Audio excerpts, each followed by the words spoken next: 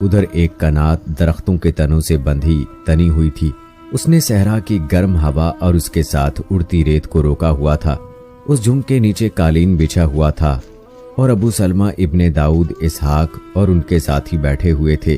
نوکر ان کے آگے کھانا چن رہے تھے۔ ایک شتربان جو اونٹوں کو ذرا پرے لے گیا تھا دوڑتا آیا۔ آقا، شتربان نے ابو سلمہ کو اطلاع دی، دور ایک گھڑ سوار آتا نظر آ رہا ہے، کوئی عام سا مسافر نہیں لگتا، گھوڑے کی رفتار خاصی تیز ہے اور اس کا رخ ادھر ہی ہے۔ یہ سب اٹھے اور کنات کے اوپر سے اس طرف دیکھنے لگے۔ گھوڑا اور سوار صاف نظر نہیں آ رہے تھے۔ تپتی ہوئی ریت سے غیر مرئی سی بھاپ اٹھ رہی تھی اور اس میں گھوڑے اور سوار کے خدوخال یوں نظر آ رہے تھے جیسے جھیل کے ہلتے پانی میں کنارے کے عکس نظر آتے ہیں۔ یہ صرف صحرائی لوگ ہی پہچان سکتے تھے کہ آنے والا گھڑ سوار ہے یا شتر سوار، کوئی اپنا ہی ہوگا۔ ابو سلمہ نے کہا، اس طرف سے گزرتا ہی کون ہے؟ وہ دیکھتے رہے۔ انہیں کسی قسم کا خوف نہیں تھا۔ وہ ڈاکو نہیں تھے، نہ ان کے پاس ڈکیتی کا مال تھا۔ وہ گھومنے پھرنے والے تاجر تھے جنہیں لوٹنے کا ڈر ہو سکتا تھا، لیکن ان پر یہ شبہ نہیں کیا جا سکتا تھا کہ یہ کوئی راہزنوں کا خطرناک گروہ ہے۔ جوں جوں گھوڑا قریب آتا گیا اس کے خدوخال واضح ہوتے چلے گئے۔ یوں معلوم ہوتا تھا جیسے گھوڑا شفاف پانی میں ڈوبا ہوا اندر ہی اندر چلا آ رہا ہو۔ تقریباً 100 گز فاصلہ رہ گیا تو صاف پتہ چلنے لگا کہ یہ گھوڑا ہے اور اس کی پیٹھ پر اس کا سوار ہے۔ سوار نے بازو اوپر کر کے دائیں بائیں ہلایا، جو اشارہ تھا کہ میں تمہارا اپنا آدمی ہوں اور میں خوش ہوں کہ میں نے تمہیں پا لیا ہے۔ ابو سلمہ اور اس کے تمام ساتھی کنات کے ایک طرف سے گزر کر گھڑ سوار کے استقبال کے لیے آگے چلے گئے۔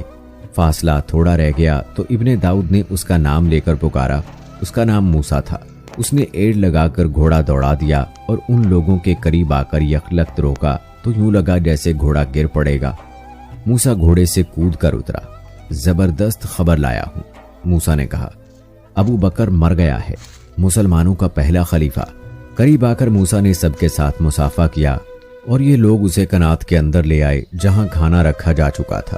اگلا خلیفہ عمر ابن خطاب تو نہیں بن گیا؟ اسحاق نے پوچھا۔ تو اور کون بنتا؟ موسیٰ نے کہا، ابو بکر نے وفات سے پہلے وصیت کی تھی کہ اس کا جانشین عمر ابن خطاب ہوگا۔ یہ بہت برا ہوا۔ ابو سلمہ نے کہا، بڑا ہی ظالم انسان ہے، بنی اسرائیل کا تو نام نہیں سننا چاہتا۔ ابو بکر کب فوت ہوا؟ پرسوں شام غروب آفتاب کے وقت، موسیٰ نے جواب دیا۔ میں کل ہی آ جاتا، لیکن یہ دیکھنے کے لیے رک گیا تھا کہ اگلا خلیفہ کون ہوگا اور کتنے لوگ اس کے ہاتھ پر بیعت کریں گے اور کون بیعت کرنے سے گریز کرے گا۔ رسول اللہ صلی اللہ علیہ وآلہ وسلم کے وصال کے بعد خلیفہ حضرت ابو بکر صدیق رضی اللہ تعالی عنہ کی وفات مسلمانوں کے لیے دوسرا بڑا صدمہ تھا۔ ان کی وفات 23 جمادی الاخر 13 ہجری بمطابق 22 اگست 634 عیسوی غروب آفتاب کے وقت ہوئی تھی۔ مدینہ کے لوگ یہ خبر سنتے ہی گھروں سے نکل آئے۔ عورتیں بھی خلیفہ اول کے گھر کی طرف دوڑ پڑیں۔ ان کی سسکیاں اور ہچکیاں نکل رہی تھیں۔ ہر عورت اس طرح غمگین اور ماتم کنا تھی جیسے اس کا اپنا باپ فوت ہو گیا ہو۔ حضرت ابو بکر صدیق رضی اللہ تعالی عنہ نے اپنی زندگی کے آخری دنوں میں ہی عمر بن خطاب رضی اللہ تعالی عنہ کو اپنا جانشین نامزد کر دیا تھا۔ عمر رضی اللہ تعالی عنہ نے اس نامزدگی کو قبول کرنے سے ہچکچاہٹ کا اظہار کیا تھا، لیکن ابو بکر صدیق رضی اللہ تعالی عنہ نے صاف الفاظ میں کہا تھا کہ عمر رضی اللہ تعالی عنہ کے بغیر ان حالات پر جن میں سلطنت اسلامیہ گھری ہوئی ہے قابو پانے کی صلاحیت کسی میں نہیں۔ اس دور کی تحریروں سے پتہ چلتا ہے کہ عمر رضی اللہ تعالی عنہ بڑی ہی روح کش ذہنی کیفیت میں مبتلا تھے۔ ایک تو ابو بکر رضی اللہ تعالی عنہ جیسا بزرگ اور مدبر ساتھی رخصت ہو گیا تھا، اور اس کے ساتھ یہ مسئلہ کہ ان کا ایک ساتھی اپنی تمام تر ذمہ داریوں کا بوجھ ان کے کندھوں پر ڈال گیا تھا۔ حضرت عمر رضی اللہ تعالی عنہ نے ابو بکر صدیق رضی اللہ تعالی عنہ کے جنازے کے پاس کھڑے ہو کر یہ ماتمی کلمات کہے تھے، اے خلیفہ رسول صلی اللہ علیہ وآلہ وسلم، آپ نے قوم کو کس مشکل میں ڈال دیا ہے، آپ اسے بہت بڑی مصیبت میں چھوڑے چلے ہیں۔ آپ جدا ہو گئے، اب کیسے ملنا ہوگا۔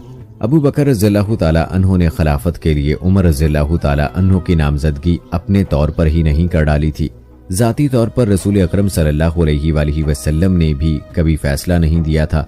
جس طرح حضور صلی اللہ علیہ وآلہ وسلم اپنے ساتھیوں سے مشورہ کیا کرتے تھے، इसी तरह अबू बकर रज़ियल्लाहु ताला अन्हु ने भी वसीयत लिखवाते वक्त मशवरे लिए थे।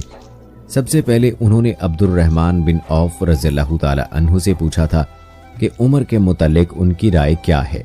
खुदा की कसम अब्दुर्रहमान बिन औफ ने कहा था, उमर रज़ियल्लाहु ताला अन्हु के मुतालिक आपकी जो राय है वो इससे भी बेहतर है, लेकिन उनके मिजाज में सख्ती है। मैं जानता हूँ। अबू बकर रज़ियल्लाहु ताला अन्हु ने कहा था, उसके मिजाज में सख्ती इसलिए है कि मेरा मिजाज बहुत नरम था। जब उमर रज़ियल्लाहु ताला अन्हु पर जिम्मेदारी आ पड़ेगी तो वो अपने मिजाज में उसके मुताबिक खुद ही तब्दीलियां कर लेगा।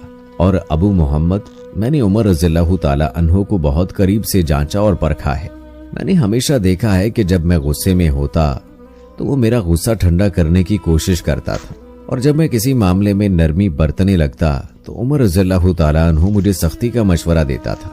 इसके बाद अबू बकर रज़ियल्लाहु ताला अन्हु ने उस्मान गनी रज़ियल्लाहु ताला अन्हु को बुलाया और उनसे उमर रज़ियल्लाहु ताला अन्हु के मुताल्लिक पूछा।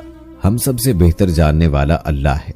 उस्मान गनी रज़ियल्लाहु ताला अन्हु ने अपनी राय इन अल्फाज में दी, मेरी राय ये है कि उनका बातिन उनके जाहिर से कहीं बेहतर है और हम में उन जैसा कोई नहीं। इसके बाद अबू बकर रज़ियल्लाहु ताला अन्हु ने सईद बिन ज़ैद रज़ियल्लाहु ताला अन्हु, उसैद बिन हज़ैर और कई और मुहाजिरीन और अंसार से उमर रज़ियल्लाहु ताला अन्हु के मुताल्लिक पूछा और उन्हें यह भी बताया कि वो उमर रज़ियल्लाहु ताला अन्हु को अपना जानशीन नामज़द कर रहे हैं। मेरा फैसला किस हद तक सही है, उन्होंने उन लोगों से पूछा। उन सब ने फर्दन फर्दन जो आरा दी वो तकरीबन एक जैसी थी, जिनका लुब्बे लुबाब ये था कि उमर रज़ियल्लाहु ताला अन्हु का मिजाज इतना सख्त और दुरुस्त है कि वो खलीफा बन गए तो मुसलमानों में इंतशार का खतरा पैदा हो जाएगा। तारीख के मुताबिक तलहा रज़ियल्लाहु ताला अन्हु उन सब की नुमाइंदगी में अबू बकर